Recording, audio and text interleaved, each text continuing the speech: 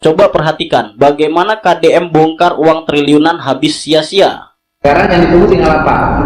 Ya insenerator Pak. Bukan, dari RDS itu Ya PU Pak. Kementerian PU turun untuk melaksanakan proyeknya.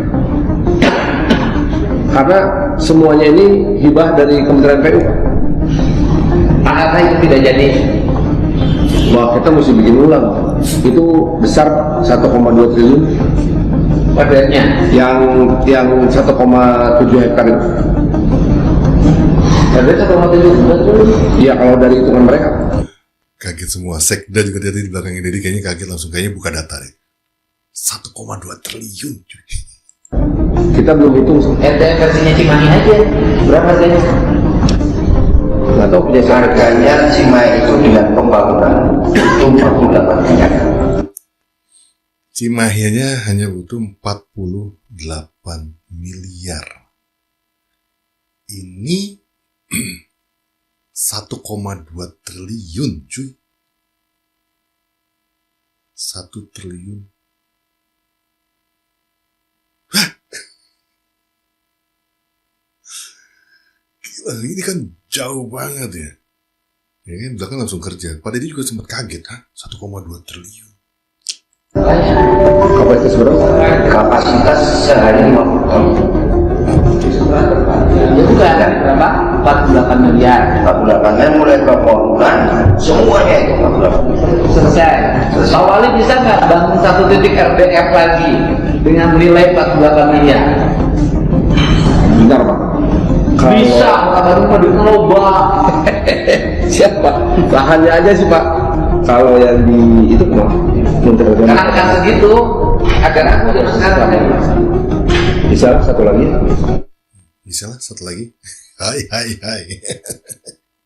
Itu lembaran ya. Maksud gue, kayaknya Bapak satu ini memang belum terbiasa ya. Belanja dengan anggaran besar, terus membelanjakan sesuatu yang lu gak akan temukan di kehidupan sehari-hari. Nah itu makanya pentingnya untuk belajar apa ya, ke tata negaraan, tata kelola kota gitu. Ada ilmunya. Gak tiba ujuk-ujuk lu kampanye pengen jadi gubernur itu gak bisa cuy, karena pekerjaan itu banyak. Ada hal-hal yang memang di luar ini kita, kebiasaannya kita. Perlu orang yang bener-betul yang cerdik betul gitu kan, yang cerdas ya. Selain cerdas ya tadi butuh pengetahuan tadi, bagaimana membelanjakan apa yang harus dibelanjakan, terus harganya masuk akal atau tidak. Gue lebih respect ini kok apa ya, para bupatinya Jawa Barat ya, keren-keren loh malah bupati-bupatinya. Gelo sepak terjangnya, pembangunannya, ngurusin warganya, ngurusin daerahnya tuh, wah gokil bupati-bupati Jawa Barat tuh. Wali kotanya nih 1,2 triliun berbanding dengan 48 miliar sudah jadi, dapat bangunan dan sebagainya. Dan ini kayaknya terkait sampah juga ya. 40 ton atau terkait apa? Waduh, ini salah satu temuan lah intinya.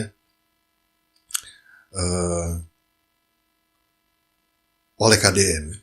KDM tuh kalau udah ketemu orang tuh ngoreknya tuh kayak biasa aja gitu, tapi kayaknya Tuhan tuh kayak ngasih jalan aja nih. Dibukain semuanya. Aduh, dan memang celaka nih, Bandung ini memang sudah darurat sampahnya mengkhawatirkan guys ya. Ini ada satu video lagi yang memperlihatkan di mana Bandung udah menurutku sih darurat banget. Yang tadinya mungkin orang banyak mengenal sebagai kota kembang, sekarang udah banyak komen-komen menyebut bahwa kota Bandung kota sampah. Bukan, sayang banget ya.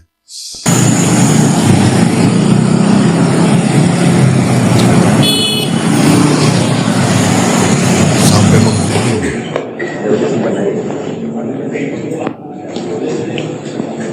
Di Kota Bandung Pak masih banyak TPS yang numpuk Pak. Gimana Masih Pak? banyak TPS, kan sudah bilang berkali-kali kewenangan pengelolaan sampah adalah di wali kota. Saya meminta wali kotanya untuk segera menyelesaikan dengan baik. Anggaran Kota Bandung itu gede, 7 triliun. Itu sangat dimungkinkan untuk menyelesaikan masalah sampah dengan cepat, dengan alokasi yang dimiliki. Nah nanti kalau gubernurnya turun lagi, dianggap melebihi kapasitas kewenangan yang dimiliki oleh wali kota. Gitu ya. Siapa Terima kasih Pak Gu. Artinya gubernur gue nih siap nih. Misalkan turun nih, mungkin kelar tuh. Dan kalau udah kayak gini kan sebenarnya simpel ya. Farhan menghadap aja ke Pak KDM. Pak, mohon instruksinya. Mentok nih misalkan. Atau ada ide apa gitu ya. Tolong dibantu. Pasti turun KDM. Kalau hujan besar jatuh ke bawah,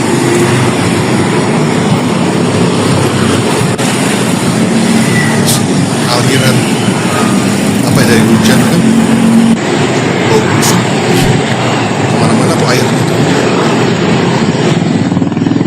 Nah, keluarin binatang-binatang segala rupa itu.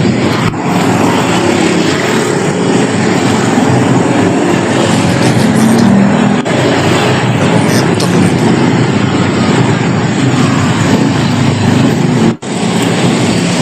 Iya, cuma di satu titik aja, di beberapa titik kayak gini tuh cuy. Bukan tinggi.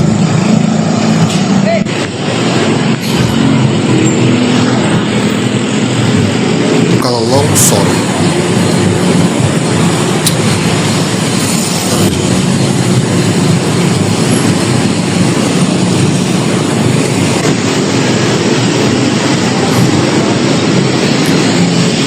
polusi udara udah kayak apa ya?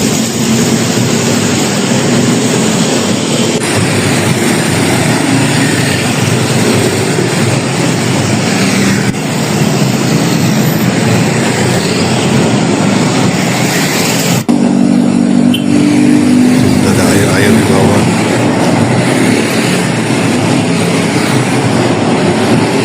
Tambah hujan.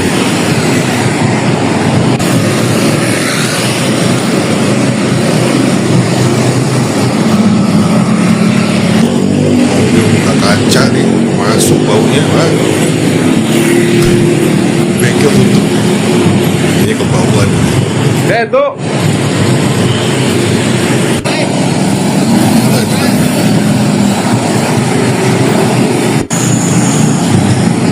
Nyalain tinggi rumah cuy.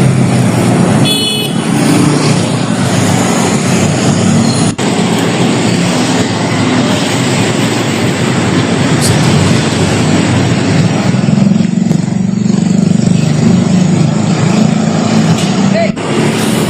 ya kayak yang nggak diurus aja gitu. Sudah berapa lama Pak? 3 bulanan loh Pak. 3 bulanan. Saya lihat ini. Terganggu nggak sih Pak? Ya terganggu mah terganggu bau busuknya. Ya warga yang lewat itu merasa terganggu kan kendaraan. Coba kalau longsor ini sana ke jalan. Bahaya ya Pak ya? Iya, bahaya. Pak, terakhir harapan ke wali kota seperti apa Pak? Ya minta diangkut aja gitu lah, minta dibereskan nih gitu. Pak, nama siapa Pak? Pak Rahmat. Pak Rahmat. Kurang nyaman kalau begini dilihatnya gitu, kurang nyaman aja gitu. Seperti itu aja kalau gitu. Mengganggu nggak sih Kang? Nah, sedikit lah bisa dibilang mengganggu karena kebanyakan mungkin gunung. Kalau lewat sini gimana Kang? Bau atau gimana gitu Kang? Belum sih, saya baru kesini. Ini, oke. Harapannya apa Kang sebagai warga Kang? Ya mungkin lebih dipertindak gitu lah, lebih cepat diperbaiki seperti itu. Ya, diangkut sampahnya gitu ya Kang ya? Seperti itu. Oh. Nama siapa Kang? Daniel. Daniel. Iya, ditangani lah maksudnya. Kan ada langkah-langkah. Ini kan jatuhnya kayak bencana sudah ya. Karena udah berbulan-bulan loh, 3 bulan loh. Tidak 3 bulan tidak ada pergerakan sampah tuh tetap di situ. Setiap hari, tiap rumah, kepala keluarga itu mengeluarkan sampah. Gitu. Wih. Pagi ini bersama Bapak Wali Kota, Pak Wali, biar jadi orang Bandung ya teh. Jadi ini sampah di Gede Bage teh sampai berpuluh-puluh ton ini, ratusan ton. Jadi faktor utama kan tidak diangkut. Nah, jadi Ditolongin tuh. tidak dikelola. Ari duit dari pedagangnya masuk. Masuk. Ke siapa? Ke pengelola. Ke pengelola. Pengelola terdiri dari Ada 3. ada 3. PT swasta, PT swasta, yang kedua paguyuban, yang ketiga PD Pasar. PT pasar. Nah, jadi tiga ini kemudian punya tanggung jawab sendiri. Nah, dari bulan Desember sampah memang tidak dikelola. Sejak ada pengurangan ritase. Pada akhirnya menumpuk dan sebanyak pada 600 ton. 600 ton. Pada akhirnya sia anu mungut, aing anu ngangkut. Nasib jadi gubernur jeung wali kota ayeuna teh kitu ujang. Awalnya udah enak tuh ya. Udah dideketin wali kotanya, ditemenin. Kerjaan dia nih kan sebenarnya kan. Lu ibarat kayak temen lu lagi banyak kerjaan, ditemenin sama bosnya gitu kan. Bosnya turun, nemenin kerja, yuk kita beresin sama-sama. Tapi habis itu, ya diterusin, maksudnya kerjaannya, ya masa minta ditemenin bosmu. Pergi kemana minta ditemenin sama meeting tuh sama bos gitu. Oh, meeting sana ya, bos tolong temenin dong. Ya sekali mungkin iya gitu. Tapi kalau dia ikut nemenin terus tuh kapan kerjanya gitu. Lu udah pernah nih story di mana pada turun di Gede Bage sama Caringin sama gak sih cuy? Gue gak begitu paham ya nama daerah sana. Yang jelas kalau Caringin juga gue pernah denger yang sampah itu kan, udah dibantu, udah dibersihin. Sekarang udah hancur lagi, ngeri lagi. Wih, gue ngeliat video di pasar Caringin, aduh, itu gimana orang mau masuk pasar? Tapi, ya, kembali lagi, jadi pejabat itu kalau lu nggak kerja pakai hati ya, berdasarkan hati karena memang ingin mensejahterakan masyarakatnya, ya jadinya kurang lebih begini ya. Jadi kerjanya cuma sebatas ingin kerja, ingin menjabat, berangkat pagi, masuk kantor, sore jam 5 pulang gitu kan. Itu tuh udah ada model-model zaman dulu tuh. Sekarang nggak bisa lagi pejabat seperti itu karena masyarakat mengawasi. Udah pintar, udah banyak kamera di mana-mana. Jadi kalau kerja ya bilang kerja, enggak ya bilang enggak. Dan kita butuh pemimpin yang benar-benar kerja, transparan seperti Pak Deddy yang kita tahu bahkan gerak-geriknya apa, keputusannya apa, kebijakannya apa, yang diomongin apa, janjinya apa. Itu semua ada jejak digitalnya. Dan kita bisa mengingatkan kepada Pak Deddy Mulyadi sekiranya memang ada beberapa keputusan-keputusan beliau, kebijakan beliau yang belum diselesaikan. Itu wajib diingatkan. Gak apa-apa itu. Namanya manusia itu kan ada hilafnya, ada lupanya gitu kan. Bukan berarti kabur dari tanggung jawab. Karena yang ditangani Pak Deddy nggak cuma 1-2 orang masalahnya. Ingatkan aja, Pak Deddy dulu pernah ngomong begini-begini, misalkan dulu pernah janji apa. Punten, sekedar mengingatkan gimana nih kelanjutannya. Enak, pasti dia akan datang tuh. Karena kembali lagi begitu banyak pekerjaan yang dilakukan dan ya mungkin ya ada 1-2 permasalahan yang terlewat sama dia ya manusiawi. Nah tugas kita untuk mereminder Pak Gubernur nih dan masyarakat-masyarakat yang pernah dijanjikan ngomong aja gitu kan. Jalurnya udah ada tuh ke Papua nih, bisa ngadu ke sana gitu, ke Haji Mumu. Jangan nyerenteng, tapi kalau nyerenteng malah nggak jadi, udah nggak usah diurusin. Emang kita ngurusin dia doang gitu istilahnya kalau manusia itu kan. Tapi kita ingat nih, ada video di mana janjinya Farhan dulu ketika baru menjabat wali kota, apa yang menjadi prioritasnya, dan ternyata dalam membangun kota Bandung. Nah, seperti apa nih prioritas yang Anda akan sampaikan selama nantinya membangun kota Bandung, seperti apa, Kang? Yang paling pertama tentunya adalah masalah sampah ya, karena memang kita sedang mengalami krisis sampah. Di hampir semua kota besar di Indonesia, masalah sampah ini menjadi problem besar. Memang ada beberapa terobosan yang kita lihat dilakukan di beberapa kota kecil, tapi kota besar seperti Bandung, Surabaya, Yogyakarta, Jakarta, Semarang, itu termasuk Denpasar juga mengalami masalah yang sama.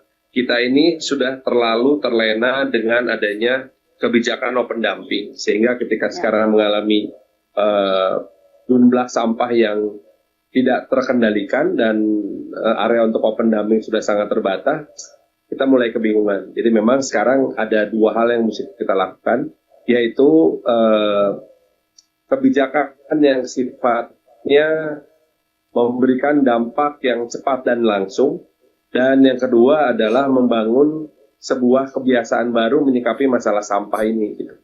Ya, mau tidak mau supaya kita juga tidak kemudian terjebak dalam masalah yang sama dari tahun ke tahun berulang terus. Oke, baik. Nggak paham gue kalimatnya terakhir. Kita harus menyikapi ini dengan enggak, dikelola. Ada yang paham maksudnya. Gue malah bingung. Masyarakat taunya ini ada sampah, jangan sampai ngendap sampai berbulan-bulan di area daerah tempat tinggalnya gitu. Kayak tadi kan kayak di pinggir jalan gitu ya. Mungkin sampah dari warga sekitar ya. Itu jangan terlalu lama di situ. Sehari mungkin oke lah gitu, besok atau 3 hari berapa hari oke lah. Tapi kalau ini 3 bulan loh cuy. Ya minimal di perumahan aja kita diangkut kayak di gua nih seminggu 2 kali. Seminggu 2 kali. Seminggu 2 kali diangkut dari rumah. Karena udah numpuk tuh. Banyak sampahnya. Ya itulah. Janji tinggal janji. Aduh. Ya kembali lagi gue bilang bahwa menjadi pejabat tuh sebenarnya kan punya banyak kekuasaan, punya wewenang, punya dukungan materi yang juga pada dibilang bahwa ada dana 7 triliun cukup lah untuk mengatasi sampah kayak gitu kan. Itu kan bisa menggandeng berbagai pihak. Nih, gue butuh langkah strategis yang bisa dilakukan Bandung dalam tempo 1 minggu ini. Apa yang bisa dilakukan? Diapain nih sampah? Dibuang kemana nih?